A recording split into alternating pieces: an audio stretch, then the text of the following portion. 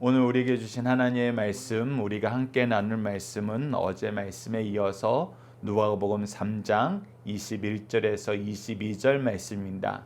누가복음 3장 21절에서 22절 말씀 제가 봉독해 드리겠습니다.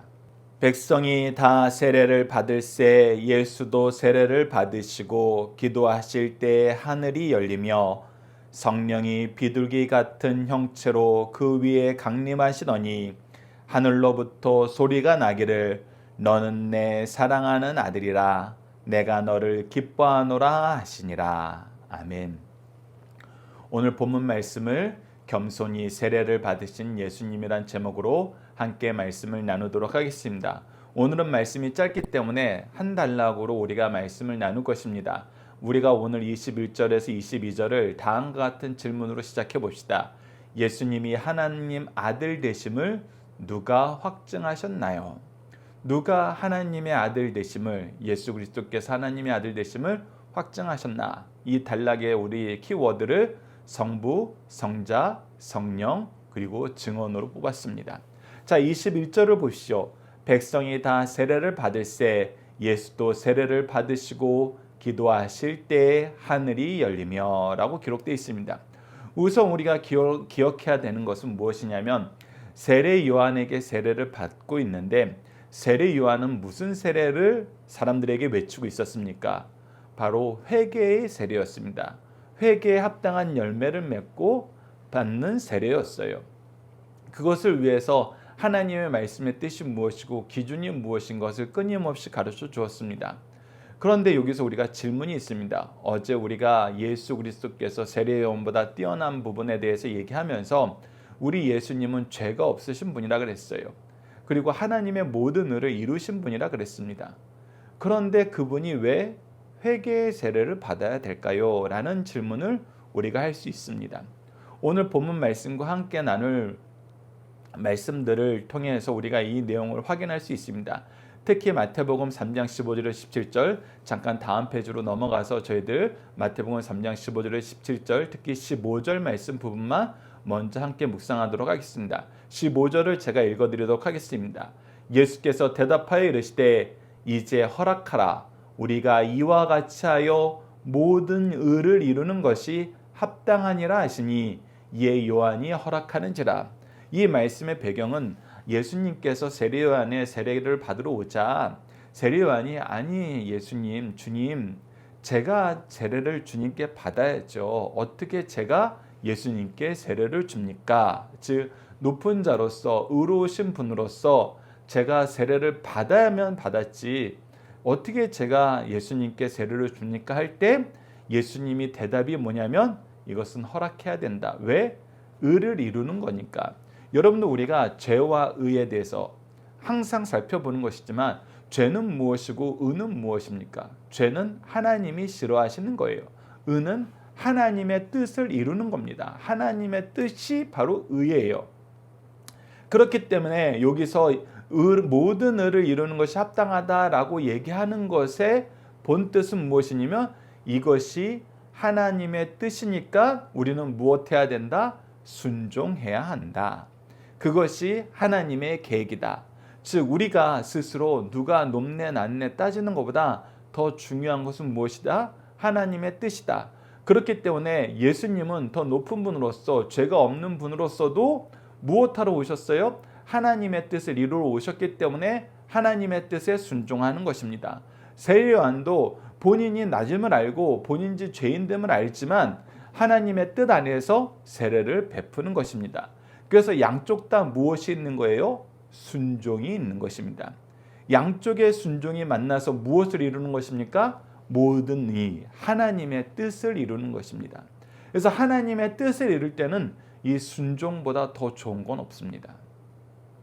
그리고 우리가 왜 하나님의 뜻에는 무조건적인 선도적인 순종이 가능한가라고 했을 때는 우리가 이 세상에서 살 때 부모님의 말씀에 순종하는 자녀들이 부모님의 말씀에 순종하는 것을 이제 머뭇거릴 때가 있어요.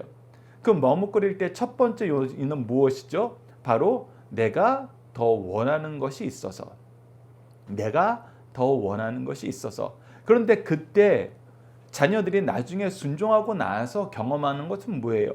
내가 원하는 것보다 부모님의 말씀에 순종하는 것이 어땠다? 나에게 더 좋더라. 나에게 더 기쁘더라. 나에게 더 의로운 것이더라. 내가 구별된 삶을 사는 길이더라 라는 것을 깨닫게 됩니다. 그리고 두 번째 또 머뭇거리는 경우가 있습니다. 그것은 뭐예요? 내가 속을까 봐. 우리가 세상 사람들하고 만나서 이 사람들이 아무리 좋다고 평판을 들었고 아무리 좋은 조건으로 나에게 무엇인가를 제시한다 하여도 우리는 우선 무엇을 끼고 봅니까? 속된 말로 색안경을 끼고 보게 되죠. 왜? 이 세상에 그렇게 자기 것을 막 퍼주는 순수한 의인을 우리가 만나기가 너무 힘들기 때문이죠. 그래서 이 사람이 나에게 손해를 끼치는 건 아니지만 혹시 스스로 어떤 목적을 가지고 나한테 이것을 제안하는 거 아니야? 라고 얘기하면서 이것이 때로는 나에게 손해가 안 되고 내가 악한 길로 빠지지 않는 거에서 만족하는 것이 아니라 왠지 모르게 이 사람이 잘 되는 건 보기 싫어서 때로는 그 길을, 그 순종을 우리가 거절할 때가 있어요. 이것은 무엇에 기인한 거예요? 우리의 의심에 기인한 거예요. 그래서 욕심과 의심, 이 두 가지가 우리가 순종의 길을 가지 못하게 막는 주요 요소인데, 여러분들 그런데 우리가 하나님의 말씀에 이 욕심과 의심을 내려놓을 수 있는 이유는 뭐예요?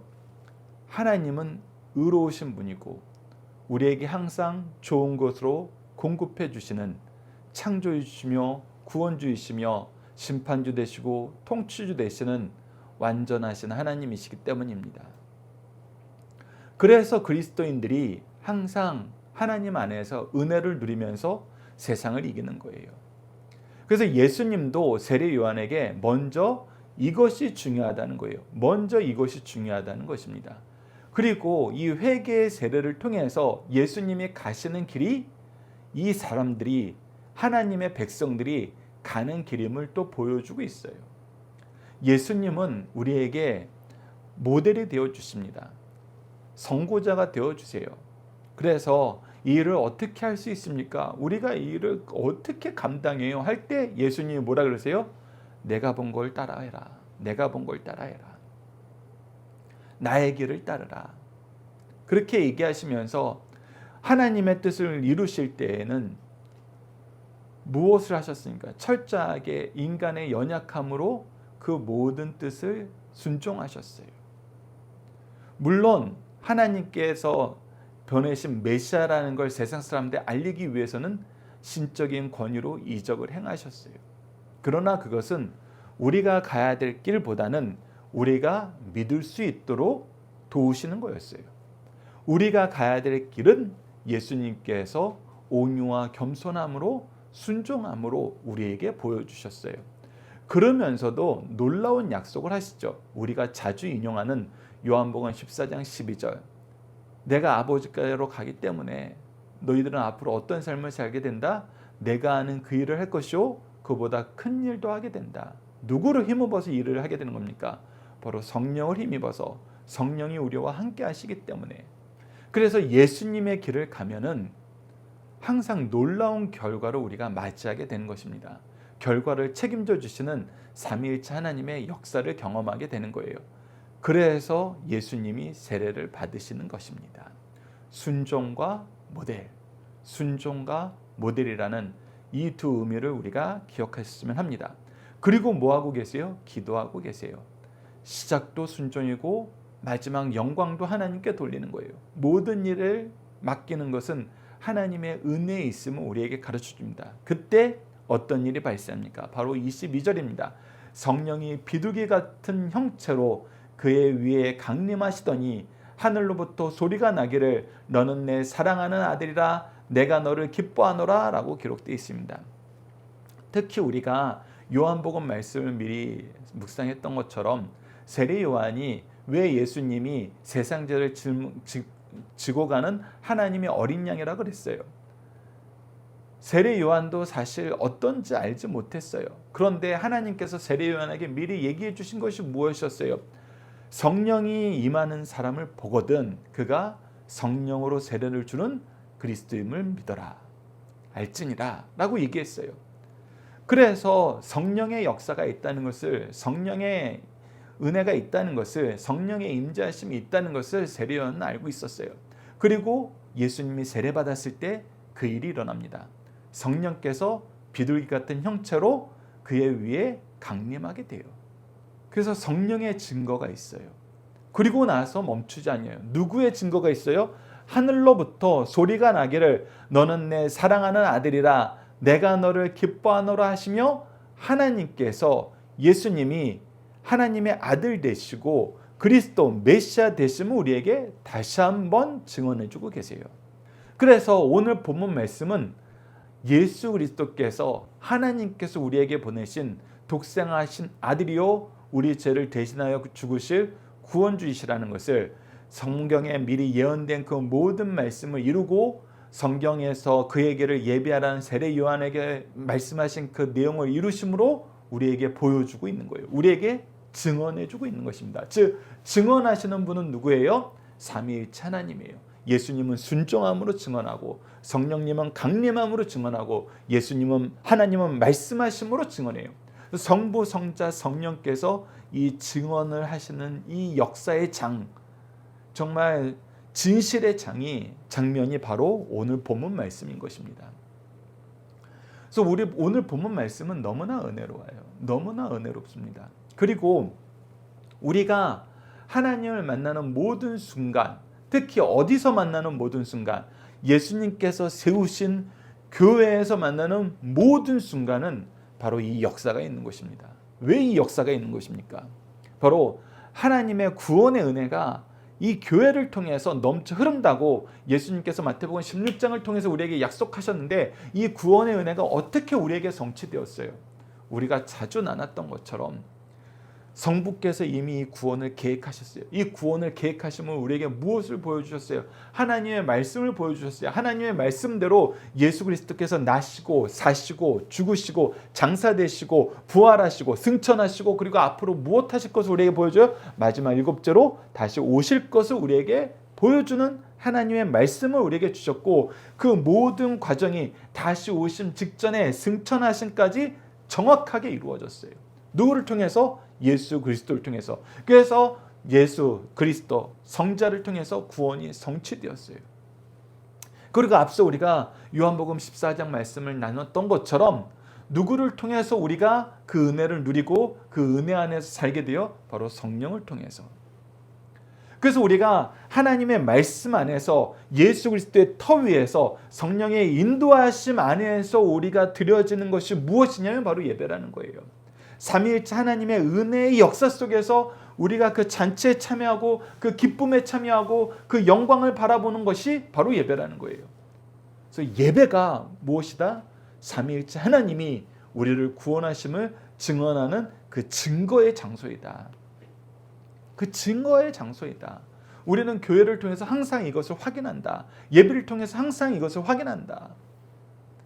그래서 축도도 성자, 성부, 성령의 이 역사를 가지고 목회자들을 통해서, 주의 종들을 통해서 우리가 축복받고 가는 거예요. 오게 하신 분도 삼위일체 하나님이시오. 나가서 승리하게 하는 것도 삼위일체 하나님이시오. 승리의 소식을 가지고 다시 기뻐함으로 주의 전에 나오게 하는 것도 삼위일체 하나님이시라는 거. 우리의 삶은 삼위일체 하나님의 증거로 가득 찼다는 거. 예수님이 그것을 공생애를 시작하면서 우리에게 보여주고 계신다는 거. 여러분들, 이것이 우리가 현재 누리는 삶이고 예수 그리스도께서 공생애를 시작하면서 선언하신 삶의 모습입니다. 여러분, 이 역사를 우리가 함께 묵상할 말씀을 통해서 조금 더 보도록 하겠습니다. 앞서 마태복음 3장 15절을 먼저 소개했는데, 여러분들 승리하는 삶 책자 안에는 15절은 빠져 있습니다. 제가 오늘 예배를 준비하면서 우리 여러분들과 나누면 더 좋기 때문에 첨가한 것이고, 우리가 16절에서 17절 이 역사를 마태복음에서 어떻게 기록했는지 다시 한번 보도록 하겠습니다. 예수께서 세례를 받으시고 곧 물에서 올라오실새 하늘이 열리고 하나님의 성령이 비둘기같이 내려 자기 위에 임하심을 보시더니 하늘로부터 소리가 있어 말씀하시되 이는 내 사랑하는 아들이요 내 기뻐하는 자라 하시니라.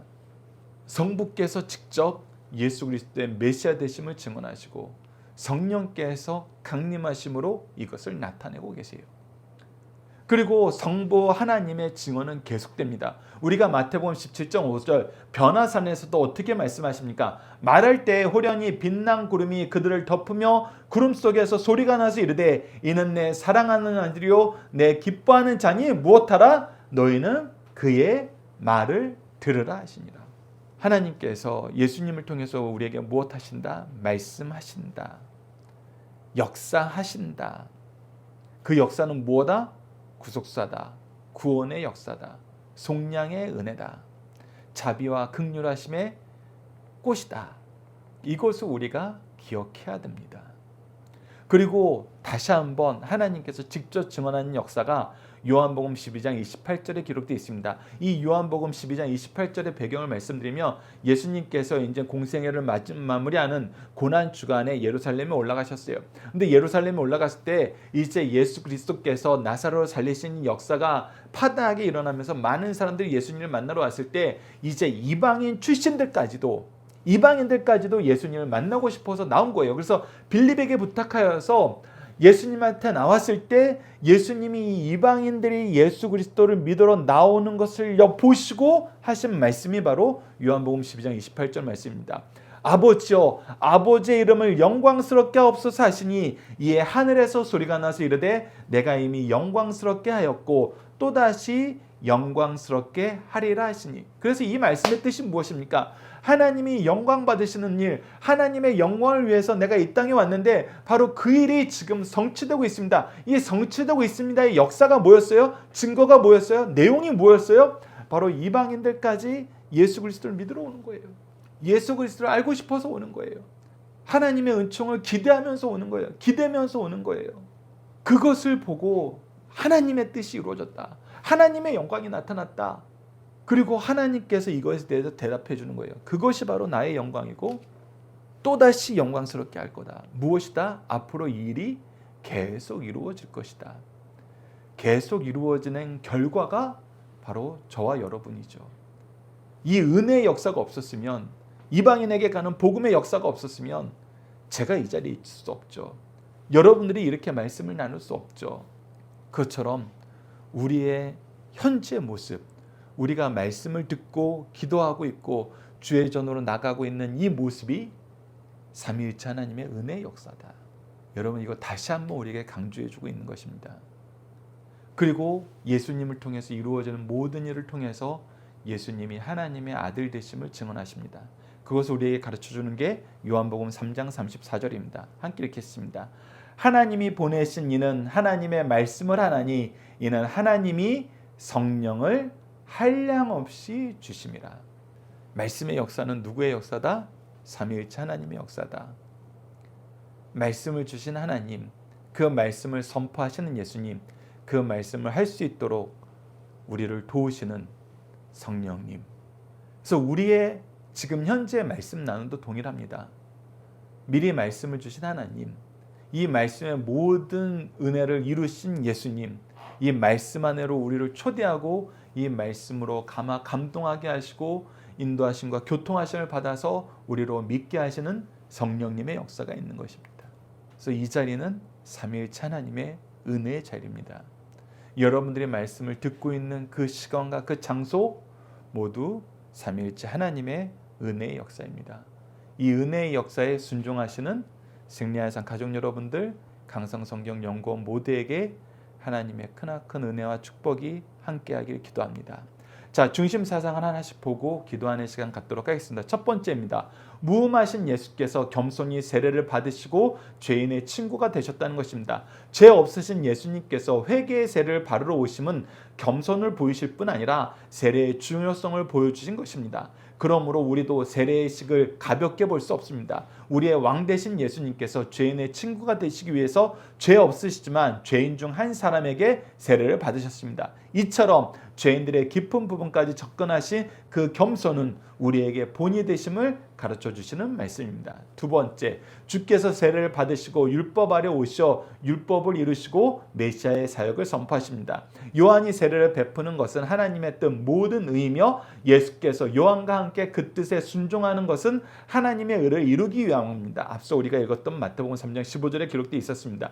이런 맥락에서 예수의 세례는 하나님의 뜻을 따라 그 사적 생활을 마감하고 메시아의 직무 수행에 들어감을 의미합니다. 이를 통해 요한의 메시지가 메시아의 도래와 사역의 시작을 공적으로 선언하게 되고 회개가 필요 없었던 예수께서 세례를 통하여 타락한 인간과 자신을 완전히 일치시켜 우리를 대신하는 일을 시작하셨습니다. 또한 이로 인해 믿는 자에게는 수세의 본을 보이신 것을 가르쳐 주신 것입니다. 마지막 세 번째입니다. 예수께서 세례를 받으실 때 그가 메시아이심을 성부 하나님과 성령께서 확증해 주셨습니다.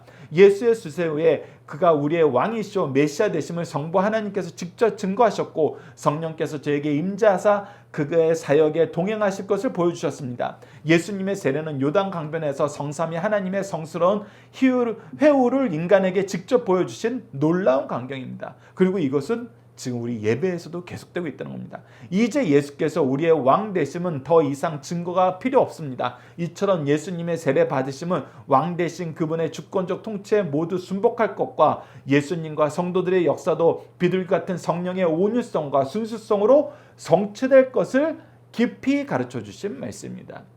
이 중심사상 여러분들 다시 한번 묵상하시면서 오늘 본문 안에서 그 의미를 더 깊이 묵상하시는 하루가 되었으면 합니다. 우리 자녀들과 함께하는 기도 훈련 내용을 가지고 기도하시도록 하겠습니다. 함께 기도합시다. 구원의 은혜로 우리를 살리신 하나님, 말씀을 통해서 그리스도의 나심과 구속의 은혜를 이루시기 위해서 성부의 증거와 성령의 동행함으로 공생애를 시작함을 보게 하시니 감사합니다. 겸손히 세례를 받으시는 예수님을 본받고 한없이 예수 그리스도를 높이는 세례 요한을 본받아 우리도 겸손히 하나님의 영광을 찬양하는 삶을 살아야 하는데 도리어 우리의 영광을 찾음을 용서해 주소서. 말씀을 통해 그리스도의 삶을 배우며 그리스도처럼 하나님의 뜻을 이루는 삶을 살도록 도와주소서. 예수님 이름으로 기도드립니다. 아멘.